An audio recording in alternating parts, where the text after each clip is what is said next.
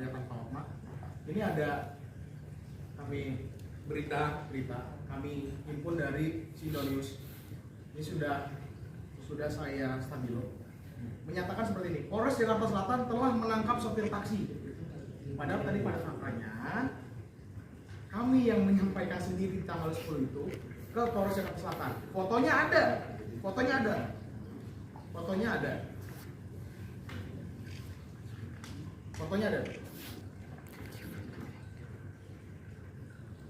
Saat itu perwakilan dari kita, Pak Teo, itu menyampaikan si klien kami ke Polres Jakarta Selatan.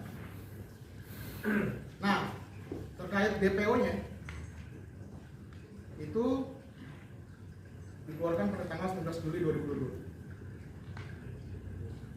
Adalah klien kami. Jadi itu aja dari saya. Cukup, nanti ditambahkan oleh Pak Andar dan Pak Indo. Terima kasih Pak Hotma dan Pak Dito. Untuk perkara dari mana ini? Jakarta. Jakarta Pusat, perkenalkan saya Yuda Kanasaragi, Kepala Divisi Non Litigasi.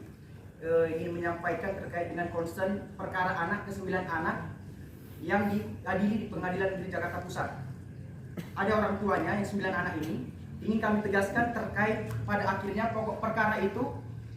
Atas kedatangannya para rekan-rekan media, perkenalkan nama saya Dito Hasian Feliciano Sitompul selaku Direktur LBH Mawar Salon Jakarta.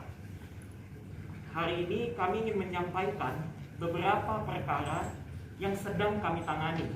Karena kami melihat saat ini bahwa apabila perkara tidak viral, maka menjadi tidak ada keadilan seakan-akan.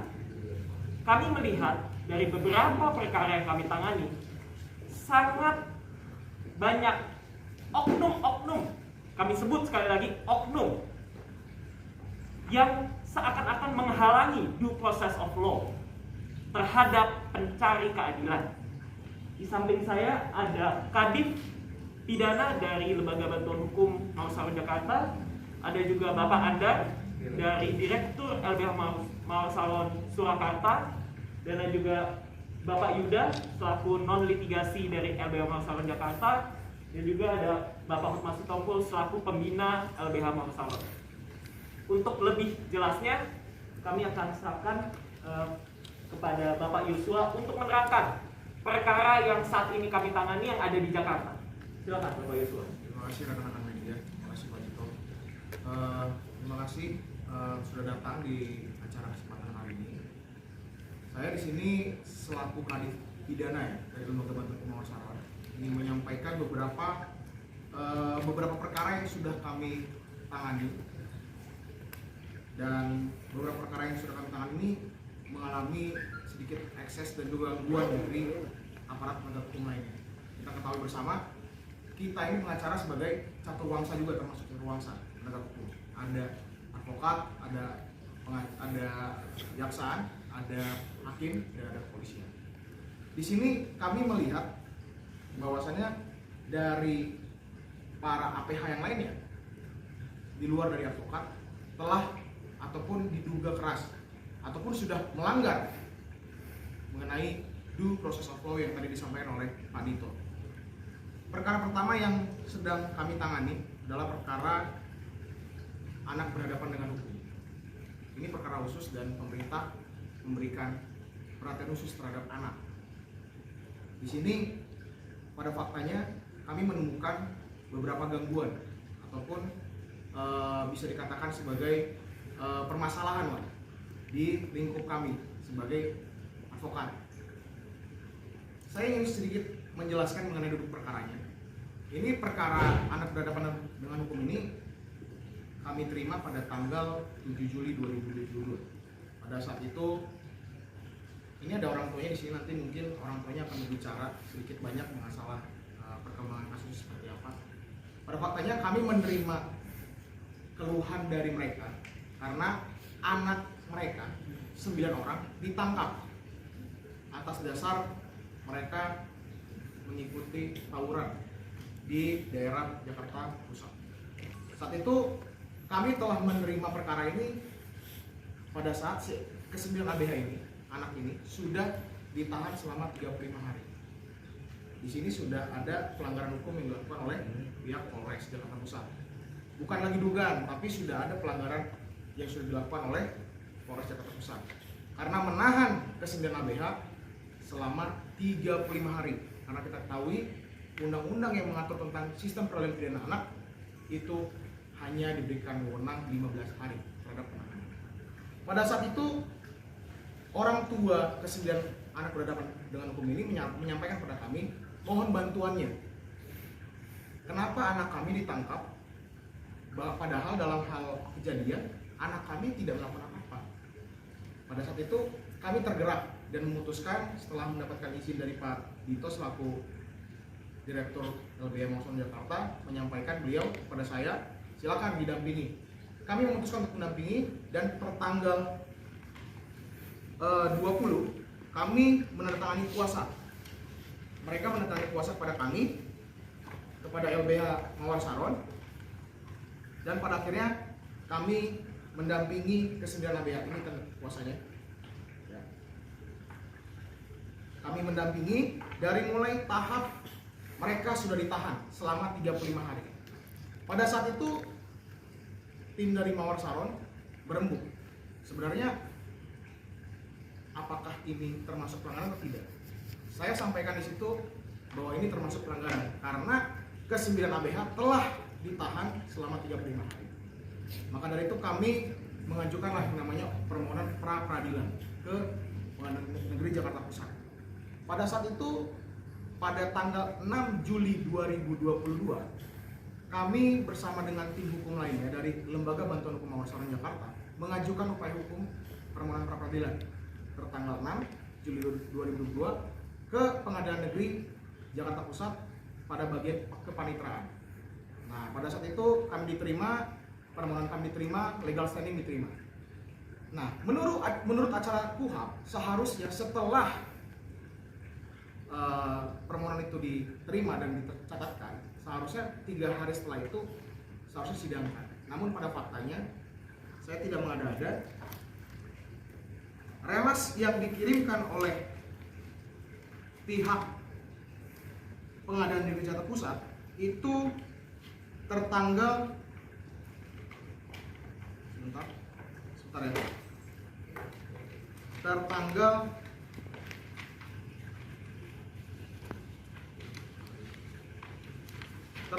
20 Juli 2022. Di sini jelas terang ada pelanggaran yang dilakukan oleh Pengadilan Negeri Jakarta Pusat. Tadi disampaikan oleh Pak Dito, oknum yang sengaja ingin mengulur-ulur waktu sampai akhirnya permohonan pra peradilan kami digugurkan oleh Pengadilan Negeri Jakarta Pusat. Dan ini fakta terjadi. Pada saat di tanggal 20 kami dari Mawar Saron datang hadir untuk sidang.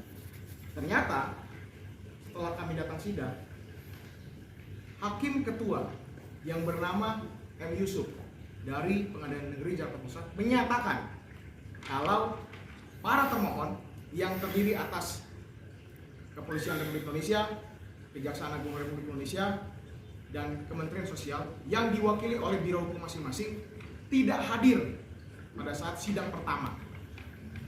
Kami mempertanyakan hal itu kepada Hakim Ketua M. Yusuf. Mengapa ini bisa terjadi?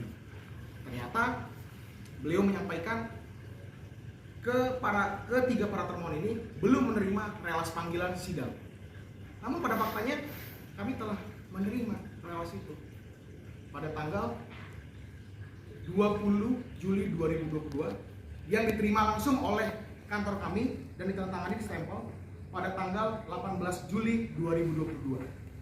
Nah, pada saat itu terjadilah perdebatan mengapa sidang ini tidak dilanjutkan, karena menurut keterangan dari Hakim Ketua saat itu kalau menunggu terlebih dahulu para termohon hadir di persidangan, baru sidang permohonan pra peradilan ini akan segera dilanjutkan. Pada faktanya setelah ditunda persidangan, kami ditunda untuk 1 minggu di tanggal 26. Di tanggal 26 kami dipanggil lagi untuk sidang, namun tanpa ada relas. Karena dari pihak Pengadilan Negeri Jakarta Pusat itu menyatakan sudah dibuka terlebih dahulu sidang tersebut. Jadi sidang awal itu di kemarinnya, di tanggal 20. Pada saat itu kami hadir selaku dari kuasa dari ke-9 LBH. Namun inilah kecacatan hukumnya. Pada pukul 9 pagi, ingat ya, di tanggal 26 Juli 2022, pada pukul 9 pagi, pihak dari Kejaksaan Negeri Jakarta Pusat menyidangkan perkara anak dalam hal pokok perkaranya sebelum pra-peradilannya disidangkan. Jadi supaya teman-teman ketahui nih, bersama masyarakat juga biar tahu, pada tanggal 26 Juli itu sidang pokok perkaranya pada pukul 9 terlebih dahulu disidangkan. Di situ terdapat perdebatan antara saya dengan jaksa yang bernama Yuliana Harahap pada saat itu dari Kejari Jakarta Pusat. Beliau menyampaikan ya, saya mau sidangnya sidang anak dulu. Nah, pada saat kejadian ternyata memang betul sidang anak terlebih dahulu yang disidangkan, dan pukul 15.00 WIB baru disidangkan perkara pra-peradilan. Di sini kami keberatan, justru jelas kami keberatan karena aturan hukum mainnya itu seperti ini. Harusnya pra-peradilan dulu yang disidangkan, baru pokok perkaranya. Ini terjadi kesalahan. Pokok perkaranya dulu yang disidangkan, baru pra-peradilannya. Jadi di mana keadilan buat ke-9 LBH ini? Kita mempertanyakan hal itu. Kami tidak tinggal diam. Pada tanggal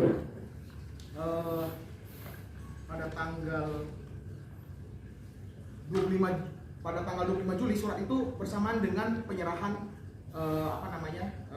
sidang itu, kami melaporkan oknum pengadilan tersebut, hakim tersebut ke pengadilan, ke Mahkamah Agung. Di sini bisa dilihat oleh teman-teman semua. Akhirnya kami melaporkan oknum hakim ketua tersebut ke Mahkamah Agung, dan pada tanggal 2 Agustus 2022 laporan kami sudah direspon oleh Mahkamah Agung melalui Pengadilan Tinggi DKI Jakarta. Nah, di sini ingin saya tegaskan bahwa Pengadilan Tinggi DKI Jakarta telah meneliti dan mempelajari dengan seksama surat keberatan tersebut atau laporan tersebut, dan akan segera dilimpahkan kepada Pengadilan Negeri Jakarta Pusat untuk segera diklarifikasi kebenaran dari hakim ketua tersebut. Jadi kami tinggal menunggu proses laporan kami kepada Mahkamah Agung terhadap hakim ketua yang bernama M. Yusuf tersebut. Yang kami rasakan adalah bahwasannya dia benar-benar secara nyata melakukan penguluran waktu terhadap sidang pra-peradilan ke-9 LBH tersebut. Nah, saya simpulkan aja ya sedikit. Ini ada satu perkara anak-anak yang kita pra-peradilan. Undang-undang bilang 7 hari sudah selesai. Dibikin-bikin sama Pengadilan Negeri Jakarta Pusat. Saya tidak bilang oknum. Ini terjadi di pengadilan kok. Digugurkanlah pra-peradilannya dengan cara-cara yang tidak terhormat, sehingga gugurlah pra-peradilannya. Sekarang anak-anak ini diadili, dihukum. Hukumannya pukul rata. Saksinya tidak ada, betul nggak? Ini apa nih? Ini proses hukum yang sangat menyakitkan. Kita ini LBH bela orang teraniaya, miskin, tidak berdaya. Gratis kita bantu, diperlakukan begini. Catat aja itu untuk jadi. Saya juga udah bilang tadi, di tanggal sebelum atau sesudah 17 Agustus, LBH Mawar Saron, Jakarta, Semarang, Batam, Solo akan bikin progres bagaimana keadaan hukum di Indonesia ini. Sangat menyakitkan hati rakyat kecil. Terusin lagi deh, terlalu banyak itu. Singkat aja supaya tahu bahwa kita dengan secara melanggar hukum pra-peradilan kita digugurkan. Belum lagi pokok perkaranya nih, lebih seram lagi. Ayo. Terima kasih Pak Hotman. Saya lanjutkan untuk perkara yang kedua. Itu tadi perkara yang 9 LBH ya, di Pengadilan Negeri Jakarta Pusat.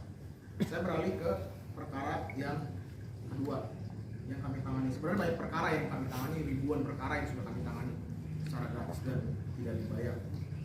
Untuk perkara yang kedua ini, di sini nanti ada keluarga klien yang akan menyampaikan sedikit perkara pencabulan di Polres Jakarta Selatan.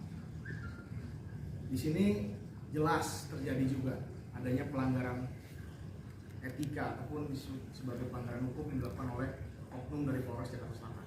Sekali lagi saya tekankan oknum dari Polres Jakarta Selatan. Karena klien kami ini bernama AS, inisialnya AS, itu dituduh melakukan pencabulan terhadap anak di bawah umur 8 tahun. Saya tidak perlu tegaskan bagaimana kejadian peristiwanya, mungkin terlalu panjang. Tapi yang jelas, klien kami ini pada saat itu di DPO-kan oleh Polres Jakarta Selatan. Padahal pada faktanya, klien kami belum dipanggil sebagai saksi, belum dipanggil sebagai tersangka, apalagi diperiksa. Belum pernah ada pemanggilan terhadap klien kami yang bernama AS ini. Pada tanggal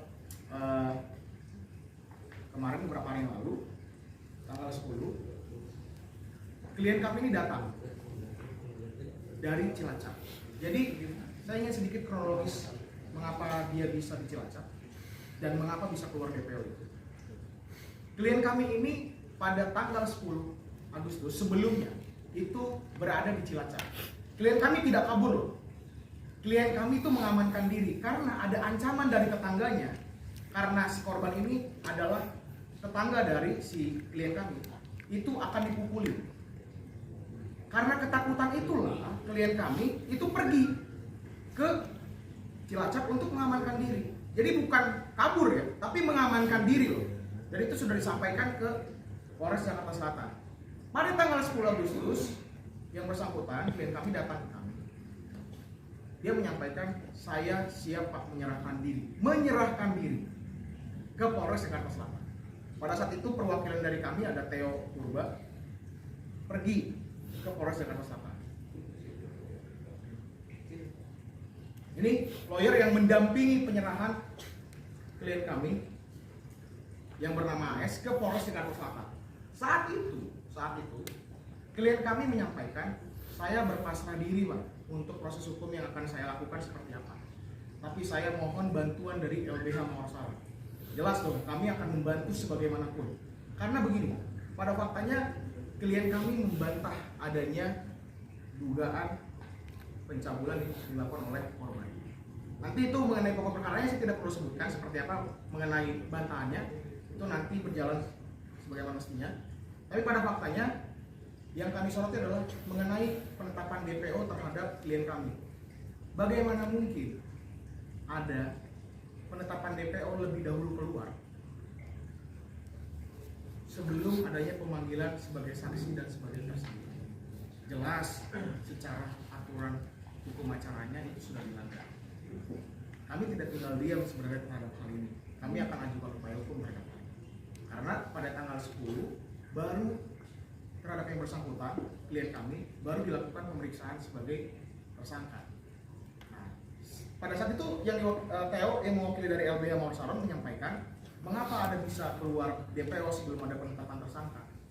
Polisi menyampaikan, ya Pak, kami sudah memiliki 2 alat bukti. Ditegaskan kembali oleh lawyer kami, apakah penetapan mengenai minimal 2 alat bukti itu bukan terhadap tersangka, bukan terhadap DPO. Jadi jangan dibalik-balik gitu. Harusnya tersangka dulu baru DPO. Ini kan DPO dulu baru tersangka deh. Jadi inilah kesalahan yang kami duga dilakukan oleh Polres Jakarta Selatan. Ini semua berangkat dari pernyataan klien kami, bukan dari kami, tapi berangkat dari pernyataan klien kami. Itu intinya harus digarisbawahi. Nah, klien kami pada saat ini telah ditahan di Polres Jakarta Selatan atas dasar setelah pemeriksaan di tanggal 10 Agustus 2022. Harus digarisbawahi, dia baru diperiksa di tanggal 10 Agustus 2022. Nah, terkait mengapa dia membantah adanya perbuatan yang dilakukan, itu bukan kami tanpa alasan. Nanti bisa dicek sendiri ke Polres Jakarta Selatan, mintakan saja visumnya. Di visum itu sudah kami baca, tegaskan menjelaskan bahwasannya tidak ada selaput, mohon maaf ya, selaput darah yang sobek. Karena mengenai pengertian secara awam, seharusnya kalau bicara adanya persetubuhan atau pencabulan itu adalah luka ataupun sobek dari kelamin dia. Ternyata ini tidak ada. Nah itu mungkin yang sedikit yang saya sampaikan dari perkara dari LBH Mawar Salon Jakarta. Mungkin akan dilanjutkan oleh Saya tambahin lagi ya. Yang tadi yang kejadian di Jakarta Pusat itu, yang Jakarta Selatan, yang menggugurkan secara tidak terhormat itu, kita adukan ke Pengadilan Tinggi. Pengadilan Tingginya menjawab dengan surat dikembalikan ke Jakarta Pusat. Pertanyaan saya, di mana fungsi pengawasan Pengadilan Tinggi kepada Pengadilan Negeri? Jangan kita ngadu ke dia lempar lagi ke bawah. Udah, nunggu. Yang kedua ini, yang intinya adalah ada orang lari secara DPO bersalah, bukan datang ke polisi, datang ke LBH Mawar Salon. Kita serahkan. Jangan polisi di mana itu Jakarta mana? Jakarta Selatan bilang dia menyerahkan ke polisi berhasil tangkap. Kami LBH Mawar Salon menyerahkan orang itu untuk diadili dengan baik.